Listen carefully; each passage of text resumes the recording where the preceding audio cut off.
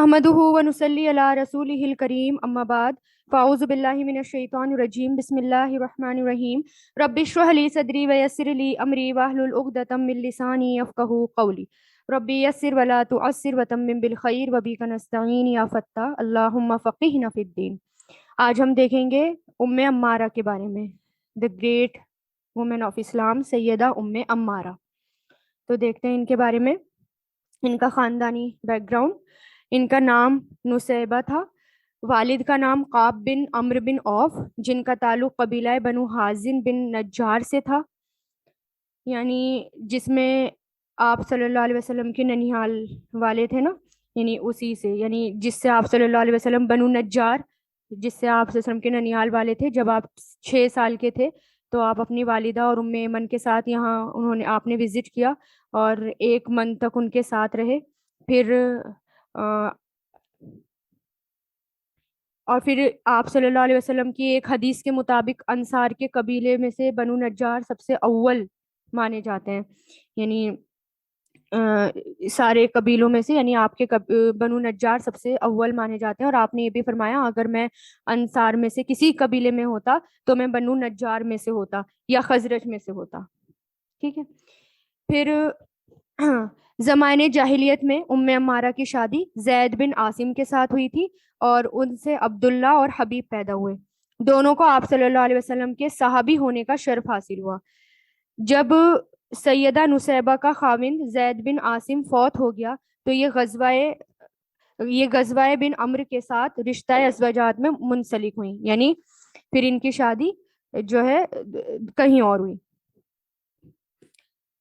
سیدہ نسیبہ کو پہلے مرحلے میں اسلام قبول کرنے کا شرف حاصل ہوا، یعنی شروع میں ہی ان کو اسلام قبول کرنے کا شرف حاصل ہوا۔ انہوں نے سیدہ مصعب بن عمیر کے ہاتھ پر اسلام قبول کیا۔ سیدہ مصعب وہی تھے نا جن کو آپ صلی اللہ علیہ وسلم نے دین کی تعلیم کے لیے مدینہ بھیجا تھا، اور وہاں پر انہوں نے ان سے کافی سارے لوگوں نے جو ہے اسلام قبول کیا تھا،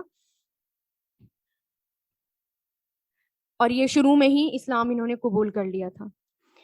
سیدہ نسیبہ کے اور ان کے خاوند غزیہ اور پہلے خاوند زید بن عاصم، یہ دونوں بیٹے عبداللہ اور حبیب نے اسلام کے جھنڈے اور اللہ کے کلمے کی سر بلندی کے لیے نظر مان رکھی تھی۔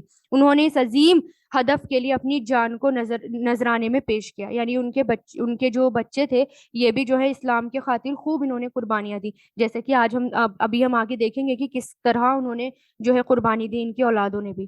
عمارہ مشرکین کے خلاف میدان جنگ میں پانی پلانے اور زخموں کی مرہم پٹی کرنے،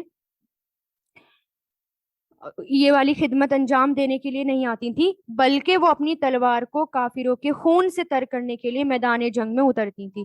یعنی ان کا کام صرف یہ نہیں تھا کہ وہ پانی پلائیں یا پھر وہ مرہم پٹی کریں، بلکہ وہ کیا کرتی تھی، وہ جو ہے باقاعدہ جنگ کیا کرتی تھی، میدان جنگ میں اترتی تھی اور باقاعدہ تلواریں چلایا کرتی تھی، اور انہوں نے آپ صلی اللہ علیہ وسلم کا دفاع بھی کیا تھا۔ جب حج کے موسم میں سیدنا مصعب بن عمیر اور ایام تشریف کے دوران آپ صلی اللہ علیہ وسلم کے ساتھ عقبہ میں ملاقات کے لیے مدینہ روانہ ہوئے تو ان کے ساتھ ایمان لانے والے انصار کے 73 مرد اور عورتیں عمارہ نسیبہ بنت قاب، مازنیہ اور میمنہ اسماء۔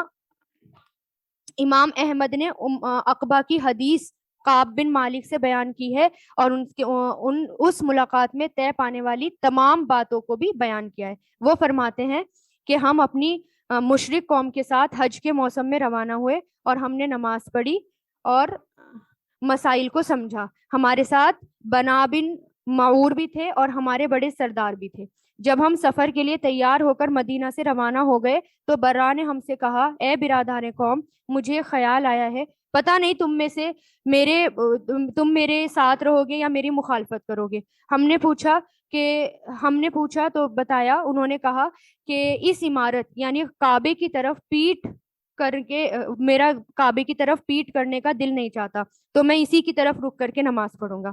ہم نے کہا ہم تو ایسا نہیں کر سکتے کیونکہ ہمارے نبی شام کی طرف رک کر کے نماز پڑھا کرتے ہیں، وہ ان کی طرف رک کر کے نماز پڑھتے، یعنی وہ مسجد اقصیٰ کو قبیلہ سمجھتے تھے، ہم ان کی مخالفت نہیں کر سکتے۔ انہوں نے کہا میں تو کعبے کی طرف رک کر کے ہی نماز پڑھوں گا. ہم نے کہا ہم ایسا نہیں کریں گے. لہٰذا جب نماز کا وقت آیا تو ہم نے شام کی طرف رک کر کے نماز پڑھی اور برا نے کعبے کی طرف رک کر کے نماز پڑھی. پھر ہم مکہ پہنچ گئے. جو کچھ برا نے کہا ہم نے اسے معیوب سمجھا، یعنی جو بھی انہوں نے کرا ہم نے اسے معیوب سمجھا، برا سمجھا. وہ اپنے موقف پر قائم رہے.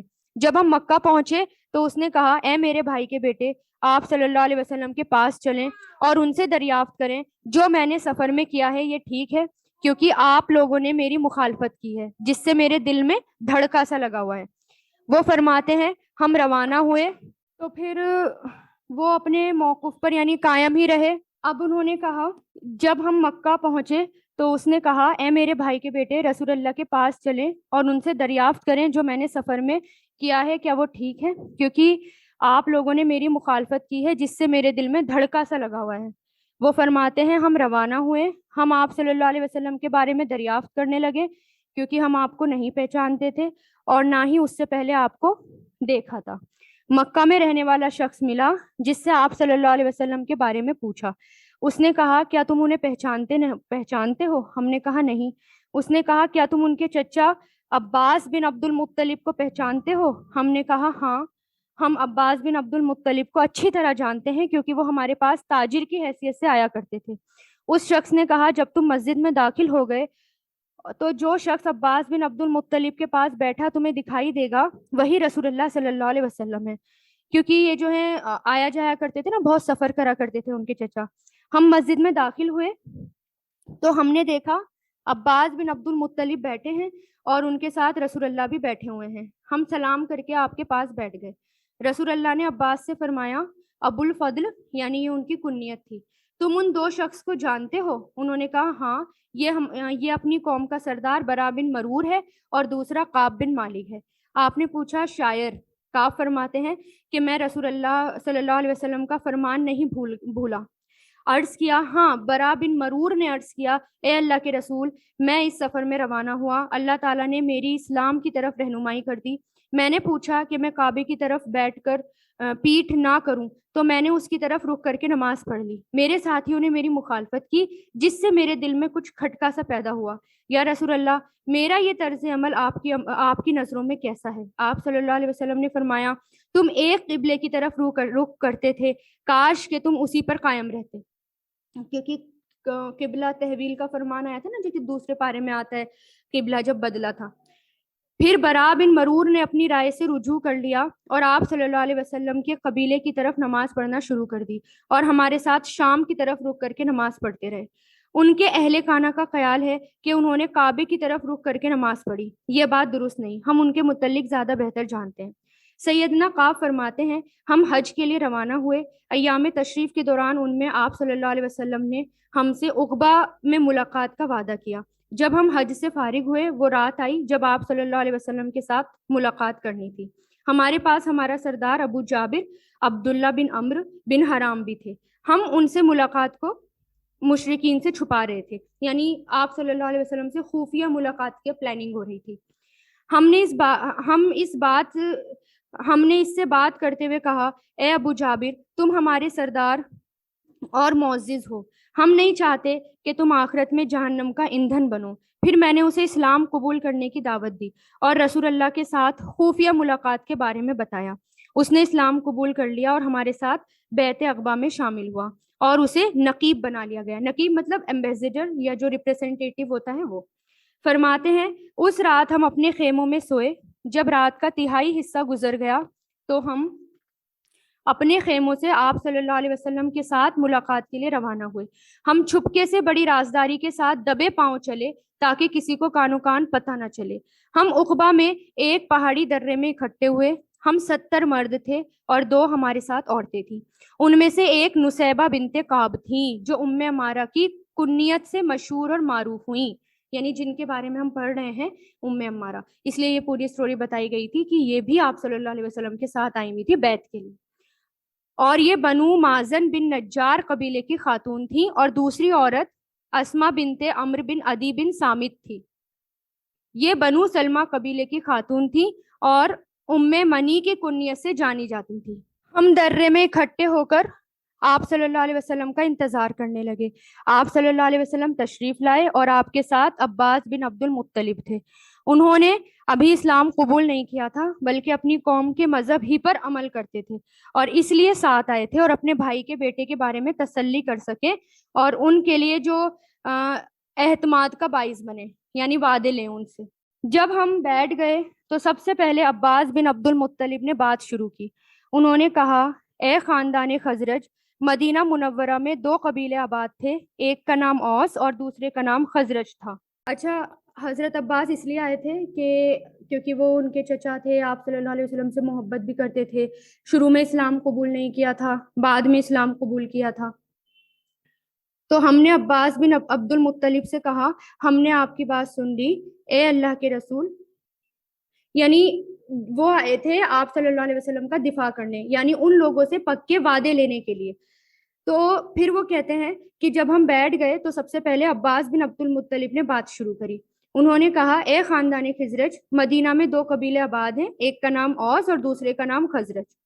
عباس بن عبد المطلب نے بات کو آگے بڑھاتے ہوئے کہا، تمہیں معلوم ہے کہ محمد صلی اللہ علیہ وسلم ہمارے قوم کے ایک معزز ہیں، یعنی عزت والے ہیں، اور انہیں اپنی قوم میں عزت اور وقار کی نگاہ سے دیکھا جاتا ہے، وہ یہاں رہتے ہوئے ہر طرح سے محفوظ ہیں۔ پھر ہم نے عباس عبد المطلب سے کہا، ہم نے آپ کی بات سن لی، اے اللہ کے رسول، اب آپ کچھ ارشاد فرمائیے۔ یعنی وہ لوگ جو آئے تھے وہ رسول اللہ کے منہ سے کچھ سننا چاہتے تھے، ہم آپ کی زبان سے بات سننا چاہتے ہیں، آپ خود اپنے لیے بات فرمائیں۔ پھر آپ صلی اللہ علیہ وسلم نے بات شروع کی، اور بات کس سے شروع کی؟ قرآن کی تلاوت سے۔ پھر آپ نے اللہ کی طرف دعوت دی اور اسلام قبول کرنے کی سب کو ترغیب دی، یعنی رسول اللہ نے اسلام کے بارے میں بتایا اور پھر سب کو اسلام قبول کرنے کی ترغیب دی، یعنی سب آپ کے پاس آئے ہیں اور سب آپ سے باتیں کر رہے ہیں۔ فرمایا، میں تمہاری بیعت اس شرط پر لوں گا کہ تم اس بات کا عہد کرو کہ تم میرا اس طرح دفاع کرو گے جس طرح تم اپنے عورتوں اور بیٹوں کا دفاع کرتے ہو، یعنی رسول اللہ کی پروٹیکشن اس طرح کرو گے جیسے تم اپنے گھر والوں کی پروٹیکشن کرتے ہو۔ اس بات پر رسول اللہ نے وعدہ لیا۔ سیدنا برا بن معرور نے آپ صلی اللہ علیہ وسلم کا ہاتھ پکڑا اور کہا، ہاں، قسم ہے اس ذات کی جس نے آپ کو حق دے کر بھیجا ہے، ہم آپ کا دفاع بالکل اس طرح کریں گے جس طرح ہم اپنے اہل خانے کا دفاع کرتے ہیں، یعنی انہوں نے وعدہ دیا اور کہا کہ ہاں، اسی طرح ہم آپ کی پروٹیکشن کریں گے۔ آپ ہماری بیعت کو قبول فرمائیے، ہم نسل در نسل جنگجو قوم ہیں، یعنی ہماری جو ہے بیعت ہے وہ قبول فرمائیے، ہم جو ہیں جنگجو قوم ہیں۔ برا بن معرور رسول اللہ سے بات ہی کر رہا تھا کہ بنو عبد الاشل کے حلیف ابو حیثم بن تہام نے مداخلت کرتے ہوئے، یعنی بات میں انٹرفیئر کرتے ہوئے کہا، اے اللہ کے رسول، ہم سب لوگوں کو پس سے پش ڈال کر آپ کے ساتھ تعلق جوڑ رہے ہیں، سب لوگوں کے ساتھ ہمارے عہد اور پیمان الگ ہو جائیں گے، کٹ جائیں گے، کہیں ایسا تو نہیں ہوگا جب اللہ تعالیٰ آپ کو غلبہ عطا کر دیں اور آپ ہمیں چھوڑ کر اپنی قوم کے پاس چلے جائیں۔ یعنی آپ صلی اللہ علیہ وسلم سے وہ لوگ پکا وعدہ کر رہے ہیں انصار کہ جب آپ ہمارے یہاں آئیں گے تو ہم آپ کی پروٹیکشن کریں گے، ہر طریقے سے آپ کا ساتھ دیں گے۔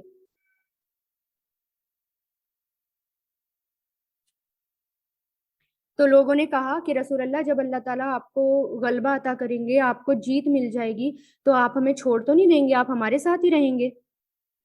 رسول اللہ نے اس کی بات سن کر مسکرا دیا اور فرمایا، اب میرا اور تمہارا مرنا اور جینا ایک ہے، یعنی رسول اللہ نے کیا کہا کہ اب میرا تمہارا جینا مرنا ایک ہوگا، میں تم سے ہوں اور تم مجھ سے ہو،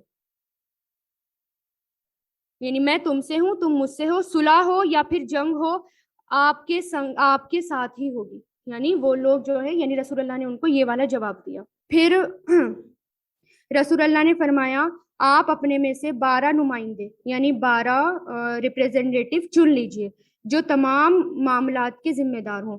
تو انہوں نے 12 نمائندوں کو چن لیا، 9 خزرج قبیلے کے اور 3 اوس قبیلے کے تھے۔ مدینہ منورہ کی خواتین میں سیدہ ام عمارہ پہلی خواتین تھیں جنہوں نے سب سے پہلے بیعت کرنے کی سعادت حاصل کی۔ اس کے بعد سیدہ ام منی نے بیعت کرنے کا شرف حاصل کیا۔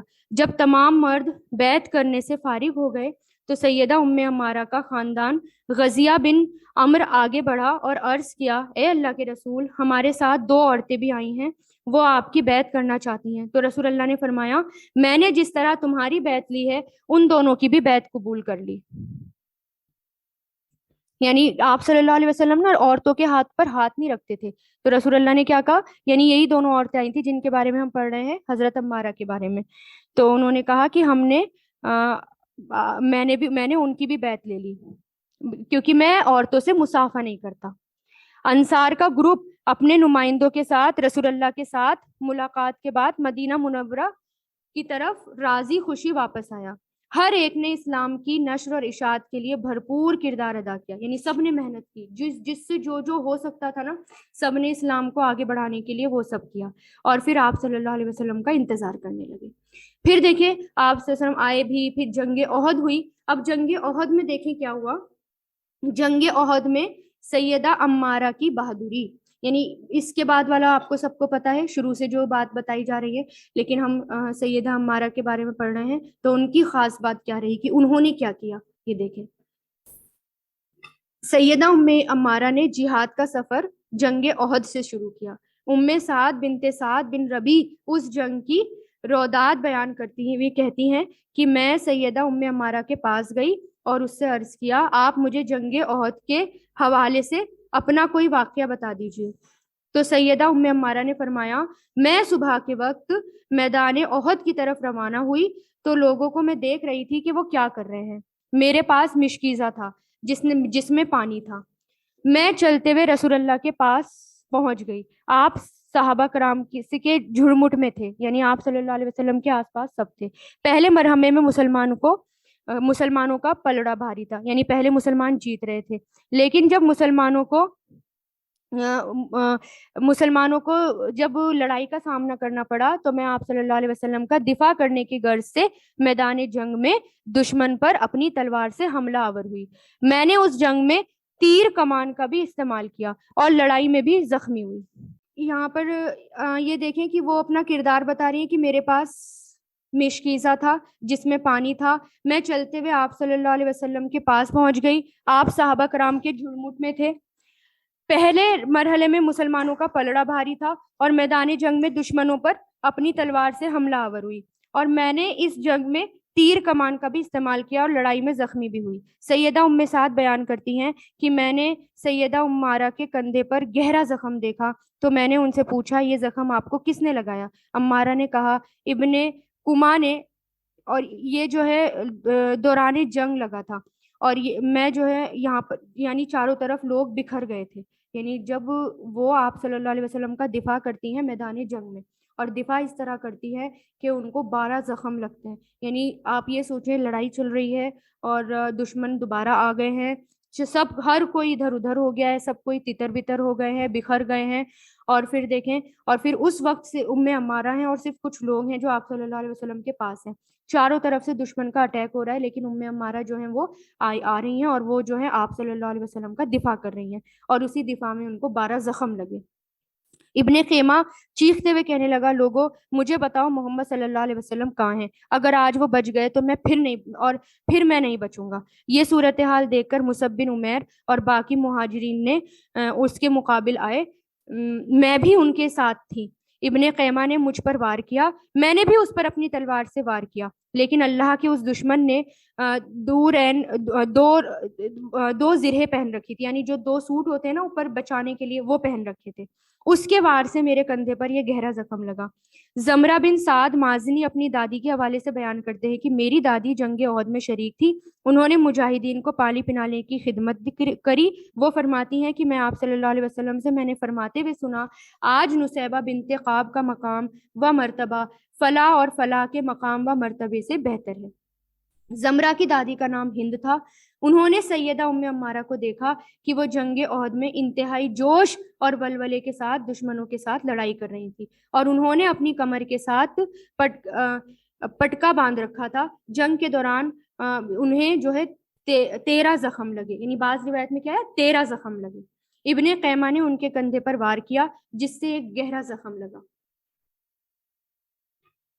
سیدہ ام عمارہ پورا سال اس زخم کا علاج کرواتی رہی، جنگ احد سے فارغ ہونے کے بعد آپ صلی اللہ علیہ وسلم کی طرف سے اعلان کیا گیا کہ دشمن کا تعاقب کے لیے ہمراہ اسد کی طرف تمام مجاہدین پیش قدمی کریں، یعنی اب دشمن کے تعاقب کے لیے پیچھا کریں۔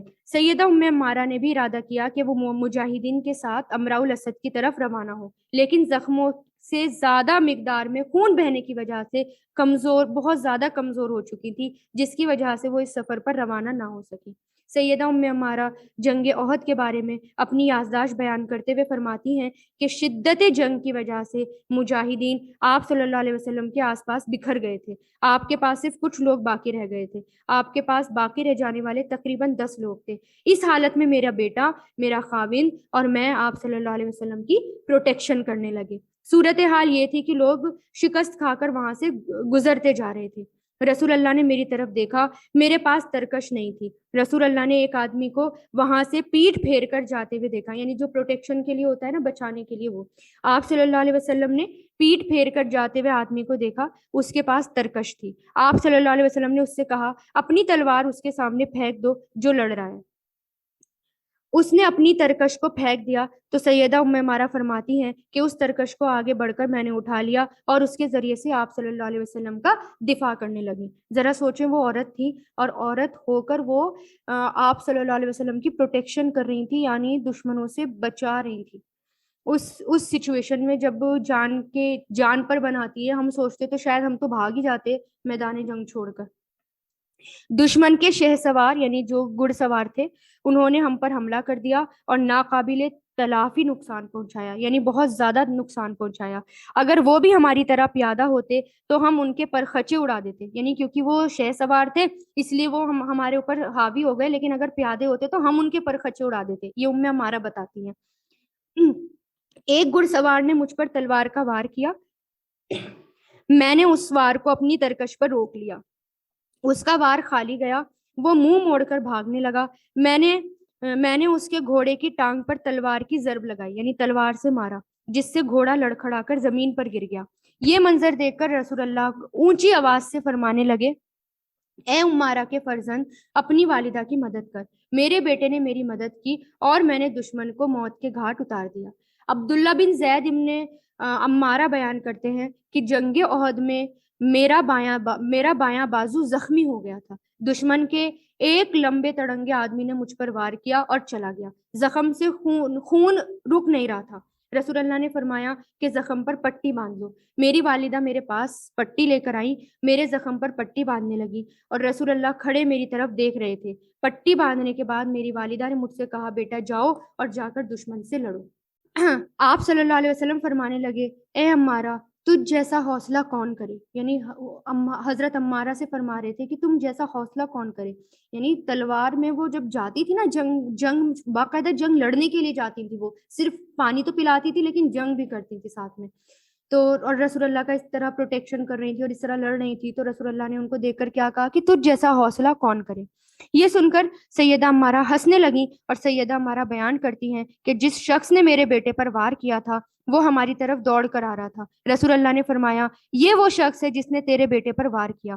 میں نے آگے بڑھ کر اس کی پنڈلی پر تلوار ماری، جس سے وہ لڑکھڑا کر زمین پر گر گیا اور وہیں پر وہ تڑپنے لگا۔ میں نے رسول اللہ کو دیکھا، آپ یہ منظر دیکھ کر مسکرا رہے ہیں۔ آپ نے فرمایا، اے عمارہ، تو نے بدلہ لے ہی لیا۔ اس کی سانس اکھڑی ہوئی تھی، اس پر ہم نے فیصلہ کن وار کر کے اسے موت کی نیند سلا دیا۔ پھر آپ صلی اللہ علیہ وسلم یہ منظر دیکھ رہے تھے اور آپ صلی اللہ علیہ وسلم نے فرمایا، شکر ہے اس اللہ کا جس نے تجھے کامیاب کیا اور دشمن کی طرف سے تیری دونوں آنکھوں کو ٹھنڈا کیا اور تجھے تیری آنکھوں سے بدلہ دکھا دیا۔ عبداللہ بن زید کہتے ہیں کہ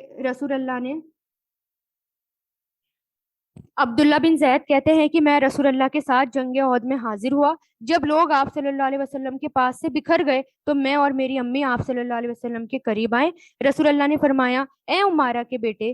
میں نے کہا، جی ہاں اے اللہ کے رسول۔ آپ نے فرمایا، تیر چلاؤ اور اپنی والدہ کے زخم پر پٹی کرو، اللہ تعالیٰ تم دونوں کو اپنی برکت سے نوازے۔ میری والدہ نے کہا، اے اللہ کے رسول، ہمارے لیے دعا کریں کہ جنت میں ہم آپ کے ساتھ ہوں۔ آپ صلی اللہ علیہ وسلم نے دعا کی اور کیا کہا کہ الہی ان کو جنت میں میرا ساتھی بنا دینا۔ یعنی دیکھیں وہ سب کچھ قربان کر رہے ہیں، وہ کچھ نہیں سوچ رہے، صرف دین کے خاطر سب کچھ کر رہے ہیں۔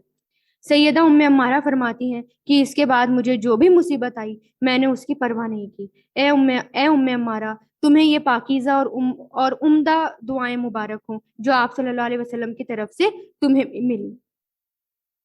اب دیکھیں ذرا کتنا بڑا اسٹریس تھا وہاں پر، تھوڑا اسٹریس تھا وہاں پر کہ دشمن واپس آ گئے، سب کچھ تیتر بتر ہو گیا اور بہت زبردست دشمنوں کا اٹیک ہو گیا تھا، اور پھر اس میں جو ہے وہ آپ صلی اللہ علیہ وسلم کا پروٹیکشن کر رہی ہیں اور ان کے 12 زخم بھی لگے ہیں، اور پھر پٹی بھی باندھ رہی ہیں، پھر سے اپنے بیٹے کو بھیج رہی ہیں کہ جاؤ۔ تو اور ہم چھوٹی چھوٹی باتوں پہ پریشان ہونے لگتے ہیں، اور وہ اتنی بڑی باتوں میں انہوں نے اتنی بہادری دکھائی، اور ایسے ہی تھوڑی جنت مل گئی ان کو۔ اب دیکھیں ذرا انہوں نے سب کچھ کیا انہوں نے، اور پھر انہوں نے کیا کہا رسول اللہ سے؟ دنیا نہیں مانگی، یہ نہیں کہا اللہ تعالیٰ یہ حالات ٹھیک ہو جائیں اور بس سب کچھ پہلے جیسا ہو جائے اور بہت سکون کی زندگی، نہیں، انہوں نے کیا کہا؟ جنت میں آپ کے ساتھ رہنا ہے، اور رسول اللہ نے دعا بھی مانگی کہ اللہ تعالیٰ ان کو جنت میں میرا ساتھی بنانا۔ تو سوچیں کیسا ساتھ ہوگا ان کا رسول اللہ کا، وہ بھی جنت میں، اور کون سے درجے ہوں گے ان کے، سبحان اللہ۔ جہاد میں مستقل اخلاص تھا ان کا۔ سیدہ ام عمارہ کو سب سے زیادہ غم اس دن ہوا جس دن آپ صلی اللہ علیہ وسلم اس دنیا سے چلے گئے، یعنی آپ صلی اللہ علیہ وسلم کا انتقال ہو گیا۔ اس میں کوئی شک نہیں کہ رسول اللہ کی جدائی مسلمانوں کے لیے سب سے بڑی مصیبت بن کر نازل ہوئی، لیکن ام عمارہ اپنی زندگی کے آخری لمحے تک جہاد میں حصہ لیتی رہیں۔ حضرت ابو بکر کے خلافت میں، یعنی بعد میں خلیفہ کون بنے تھے؟ حضرت ابو بکر۔ تو حضرت ابو بکر کے خلافت میں بعض لوگ مرتد ہو گئے اور انہوں نے زکوٰۃ دینے سے بھی انکار کر دیا۔ حضرت ابو بکر نے یہ ارادہ کیا کہ ان سے لڑائی کی جائے اور ان کی جڑ کاٹ کر رکھ دی جائے۔ انہوں نے لشکروں کو تیار کرنا شروع کر دیا۔ سب سے بڑا وہ لشکر تھا جس کی قیادت حضرت خالد بن ولید کر رہے تھے، اور اس لشکر کو یمامہ کے کذاب مسیلمہ کی سرکوبی کے لیے روانہ کیا گیا۔ آپ کو پتا ہے نا مسیلمہ کذاب، جس نے آپ صلی اللہ علیہ وسلم کے بعد نبوت کا دعویٰ کر دیا تھا کہ میں نبی ہوں، ان کے خلاف جنگ کے لیے یہ گئی۔ سیدہ ام عمارہ نے خالد بن ولید کے ساتھ جنگ میں شریک ہونے کے لیے حضرت ابو بکر سے اجازت مانگی، تو انہوں نے فرمایا، اے ام عمارہ، ہم جانتے ہیں کہ آپ جنگ میں خوب جوش اور ولولے سے حصہ لیتی ہیں، آپ اللہ کا نام لے کر لشکر کے ساتھ نکل جائیں، میری طرف سے اجازت ہے۔ ام عمارہ کے 2 بیٹے عبداللہ اور حبیب بھی اپنی والدہ کے ساتھ شامل ہو گئے۔ جنگ یمامہ مسلمانوں کے لیے تمام جنگوں سے زیادہ سخت تھی، یعنی بہت مشکل ٹائم تھا یہ مسلمانوں کے لیے۔ مسیلمہ کذاب نے لڑائی کے لیے بہت لوگوں کو جمع کیا۔ اس کا خیال تھا کہ اسلام کا کام تمام کر دیا جائے اور اس کی جگہ اپنا سکہ رائج کیا جائے، لیکن ایسا نہیں ہوا۔ اس کو جو ہے منہ کی کھانی پڑی اور اس کی یہ چال نہیں چلی۔ مسیلمہ کذاب کا ارادہ تھا کہ محمد صلی اللہ علیہ وسلم نے اسلام کی جو بلند ترین عمارت کو مضبوط ستونوں پر، یعنی کھمبوں پر کھڑا کیا ہے، اسے توڑ پھوڑ کر رکھ دیا جائے۔ اس کے خیال میں یہ کام آسان تھا، لیکن وہ جو ہے منہ کی اس کو کھانی پڑی، وہ ہار گیا، کیونکہ پھر اللہ تعالیٰ نے یہ کہا ہے نا کہ آج میں نے تمہارے لیے تمہارے دین کو مکمل کر دیا اور تم پر اپنی نعمت کو پورا کر دیا اور تمہارے لیے اسلام کو پسند کر لیا۔ اب نئی نسل کو صدقے دل سے تربیت دینے والی، یعنی جو نئی نسل آئی تھی اس کو بھی انہوں نے تربیت دی تھی ام عمارہ نے۔ تو دیکھیں کیا کر دیتی ہیں وہ۔ مارکا ارائی کے دوران مسیلمہ کے لشکر نے ام عمارہ کے بیٹے حبیب کو گرفتار کر لیا، یعنی جب یہ جنگ کرنے کے لیے جاتی ہے نا مسیلمہ کذاب سے، ان کے ایک بیٹے کو وہ پکڑ لیتا ہے، اور مسیلمہ کذاب جب اس بیٹے کو پکڑ لیا ان کے حبیب کو، اور مسیلمہ کذاب کے پاس لے کر آئے۔ مسیلمہ نے سیدنا حبیب سے کہا، کیا تم گواہی دیتے ہو کہ محمد صلی اللہ علیہ وسلم اللہ کے رسول ہیں؟ انہوں نے کہا ہاں، یعنی ان کے بیٹے نے۔ مسیلمہ کذاب نے کہا، کیا تم گواہی دیتے ہو کہ میں اللہ کا رسول ہوں؟ کیونکہ اس نے دعویٰ کر دیا تھا نا رسول ہونے کا۔ تو سیدنا حبیب نے کہا مجھے سنائی نہیں دیا۔ مسیلمہ کذاب نے دوبارہ کہا کہ کیا تم گواہی دیتے ہو محمد صلی اللہ علیہ وسلم اللہ کے رسول ہیں؟ حبیب نے کہا ہاں۔ مسیلمہ نے کہا کیا تم گواہی دیتے ہو کہ میں اللہ کا رسول ہوں؟ سیدنا حبیب نے کہا مجھے سنائی نہیں دیا، یعنی بار بار وہ یہی بولے جا رہا تھا۔ پھر اس کے بعد دیکھیں مسیلمہ کذاب نے بار بار ان سے یہی پوچھا اور انہوں نے ہر دفعہ ایک ہی جواب دیا۔ مسیلمہ کذاب نے غضبناک ہو کر جلاد کو حکم دیا کہ حبیب کے جسم کے باڈی پارٹس کاٹ دیے جائیں، یعنی ان کے بیٹے کے، کیونکہ انہوں نے گواہی نہیں دی تھی نا کہ تم اللہ کے رسول ہو، بلکہ کیا کہا کہ اللہ کے رسول ہی محمد صلی اللہ علیہ وسلم اللہ کے رسول ہے. تو اس کو اس بات پر اتنا غصہ آیا کہ اس نے جلاد کو حکم دیا کہ ان کے باڈی پارٹس کاٹنا شروع کر دیں. تو ہر باڈی پارٹ کاٹنے سے پہلے اس نے یہی سوال کیا، جب تک کہ وہ مجھے رسول نہ مانے اس کے جو ہے باڈی پارٹس کاٹتے رہو. حضرت حبیب نے مثالی نوعیت کی استقامت کا مظاہرہ کیا، یعنی وہ ڈٹے رہے پھر بھی، یعنی ایک ہاتھ کٹ گیا پھر بھی انہوں نے یہ کہا کہ نہیں، اللہ کے رسول ہی رسول ہے، وہی نبی ہے. دوسرا ہاتھ کٹ گیا تب بھی انہوں نے، یعنی ایک ایک کر کے باڈی کا پارٹس کاٹ رہا تھا وہ، لیکن وہ اپنی بات پر ثابت رہے اور اپنے جواب میں کوئی بھی بدلاؤ نہیں لائے، یہاں تک کہ ان کی روح قبض ہو گئی، انہوں نے اپنی جان دے دی، لیکن مسلمہ کذاب کو سکون نہیں ملا، یعنی اس کو سکون، انہوں نے تسلی نہیں دی. اللہ انہیں اپنی جوار رحمت سے میں جگہ عطا فرمائے ان کے لیے. پھر دیکھیں مالک بن عمرو سقفی نے اس موقع پر نہایت عمدہ اشعار کیے. میرا ساتھی مجھ سے پہلے چلا گیا اور میں پیچھے رہ گیا، میں اپنے باقی اعضاء کا کیا کروں گا. انہیں ایک جھوٹے نے کہا، کیا تم گواہی دیتے ہو کہ میں رسول ہوں؟ انہوں نے اشارہ کیا کہ مجھے سنتا ہی نہیں. اس نے کہا کہ تم گواہی دیتے ہو کہ میں محمد صلی اللہ علیہ وسلم ہوں؟ تو اس نے کہ محمد صلی اللہ علیہ وسلم اللہ کے رسول ہیں. تو انہوں نے بغیر ہچکچاہٹ کے سچی بات کا اعلان کر دیا. اس پر اس ملعون اور ناجار نے اس کا سر قلم کر دیا، یعنی آپ صلی اللہ علیہ وسلم کو ہی نبی مانا نا، اس کو نبی نہیں مانا، تو اس بات پر اس نے اس کا سر قلم کر دیا. پھر عمارہ کا دوسرا بیٹا جو ہے وہ اس کو قتل کرتا ہے. سیدنا حبیب کا خون رائے گا نہیں جائے گا، ہرگز نہیں. اللہ عدل اور انصاف کے ساتھ فیصلہ کرنے والا ہے، وہ یہ پسند نہیں کرے گا کہ سیدنا حبیب کا خون رائے گا چلا جائے، یعنی ویسٹ چلا جائے.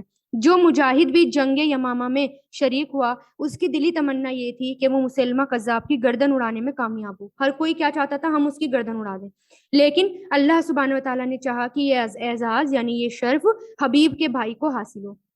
وحشی بن حرب کا ارادہ تھا کہ وہ مسلمہ کذاب کو قتل کرے، اس طرح اس کا وہ جرم بھی مٹ سکے گا جو اس نے جنگ احد میں حضرت حمزہ کو قتل کرنے کا ارادہ کیا تھا. یعنی وہ بھی مسلمان ہو گیا تھا نا، وہ بھی آ گیا تھا، وہ بھی یہی چاہتا تھا کہ میں جو ہے اس کا قتل کروں تاکہ میں نے جو اتنی بڑی غلطی کی تھی وہ اس کی تلافی ہو جائے.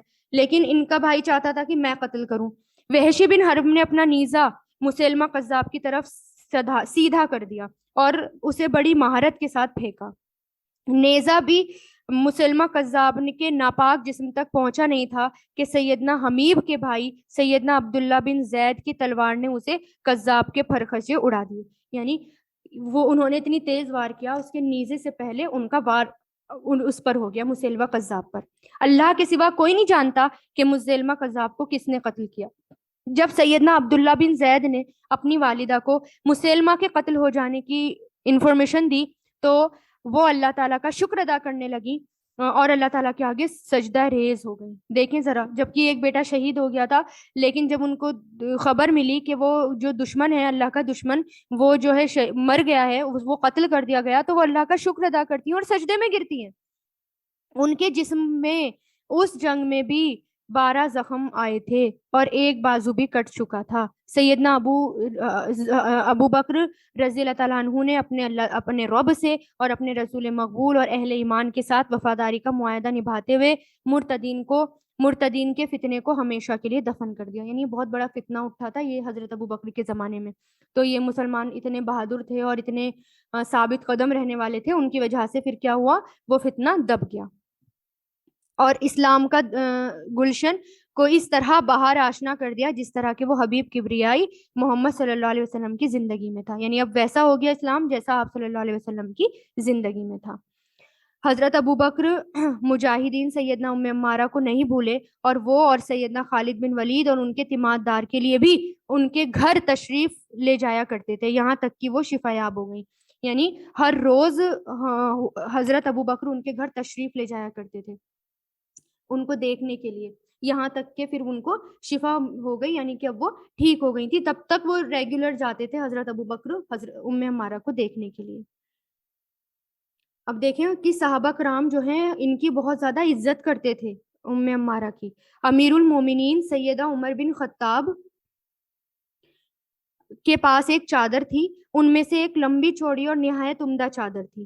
آپ کو مشورہ دیا گیا کہ یہ چادر آپ عبداللہ بن عمر کی اہلیہ کو دے دیں. تو امیر المومنین نے فرمایا نہیں، میں یہ چادر اس سے زیادہ حقدار خاتون کو دوں گا، اور وہ ہے ام عمارہ نصیبہ بنت کعب. میں نے جنگ میں آپ صلی اللہ علیہ وسلم کو فرماتے ہوئے سنا تھا، میں نے اپنے دائیں اور بائیں دیکھا تو میں اسے اس حالت میں نے دیکھا کہ وہ میرے دفاع میں لڑ رہی تھی. یعنی چاروں طرف ایسے گھوم رہی تھی وہ رسول اللہ کی پروٹیکشن کے لیے، جیسے کینڈل ہوتی ہے نا، کینڈل کی طرف پروانے گھومتے رہتے ہیں لائٹس کی طرف، اس طرح وہ آپ صلی اللہ علیہ وسلم کی چاروں طرف گھوم رہی تھی آپ کی پروٹیکشن کے لیے. سیدہ ام عمارہ اپنی گفتار اور کردار میں ایک مثالی سچا دل رکھنے والی مومنہ تھی، مجاہد خاتون تھی. انہوں نے اللہ کے راستے میں صبر سے کام لیا، جہاد کرنا، تکلیفیں برداشت کرنا اور اللہ کے کلمے کو سر بلند کرنا، یہ سارے کام انہوں نے کیے. انہوں نے اپنے بیٹوں کو بھی اللہ سبحانہ و تعالیٰ کی محبت میں پروان چڑھایا.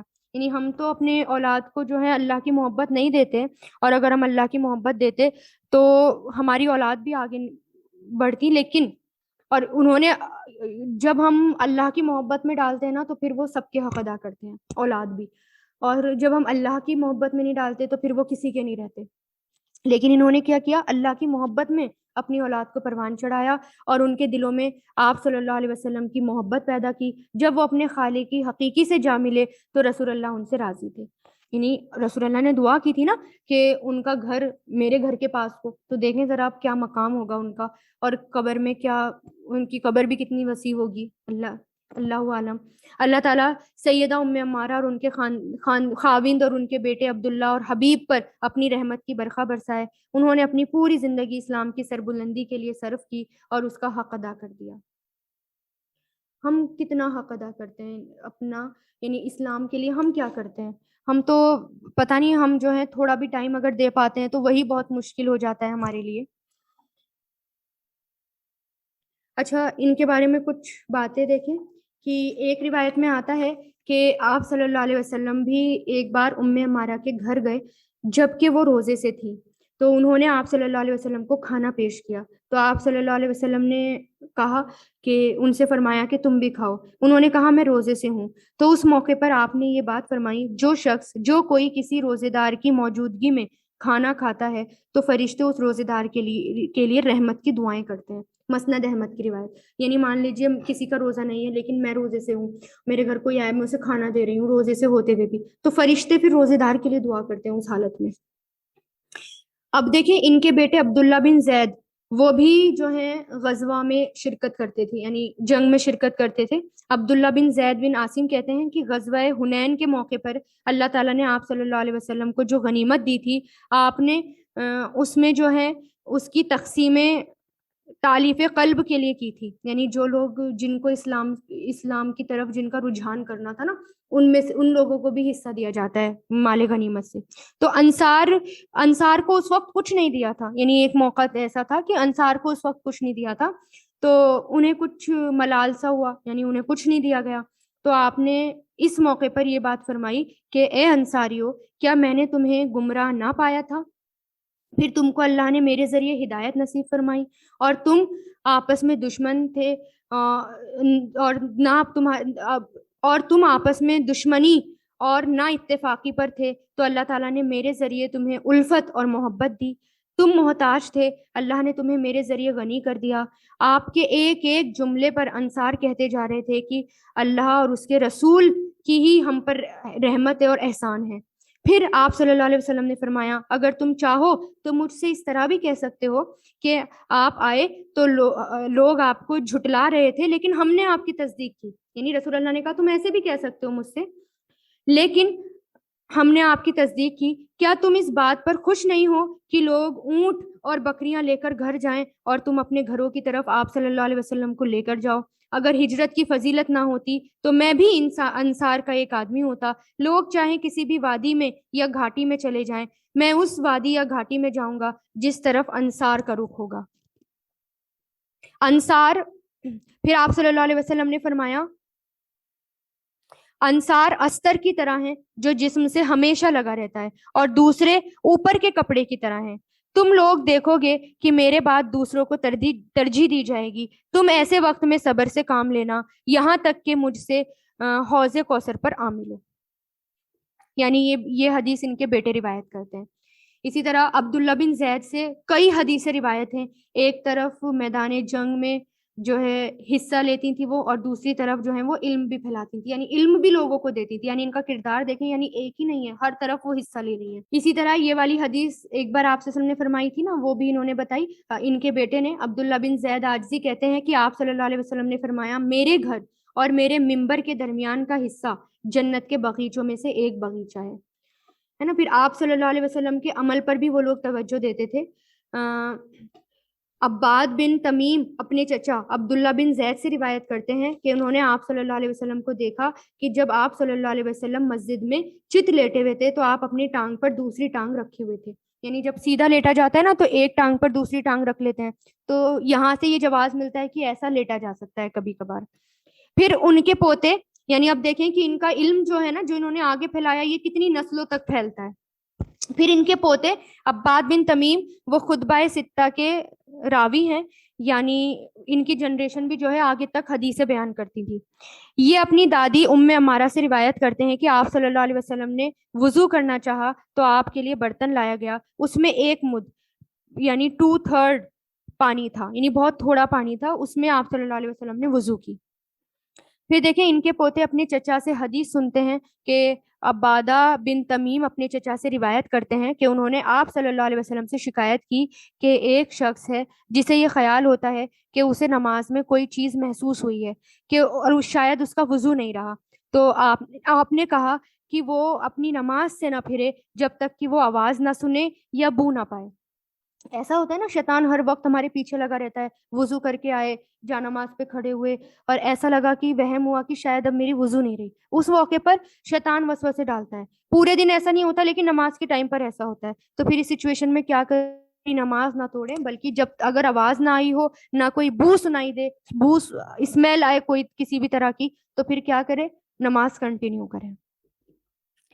تو یہ تھی احادیث ان سے ریلیٹڈ، یعنی کس طرح دین جو ہے نسل در نسل پھیلا، ان کی قربانیاں تھیں جو آگے تک دین پھیلا، اور کس طرح یہ جو ہے ہر اسٹیپ پر، یعنی اسلام کو آگے پھیلانے کے لیے کس طرح یہ حصہ لیتی ہیں۔ ٹھیک ہے، وآخر دعوانا ان الحمد للہ رب العالمین، سبحانک اللہم و بحمدک، نشہد ان لا الہ الا انت، نستغفرک و نتوب الیک۔ السلام علیکم و رحمۃ اللہ وبرکاتہ۔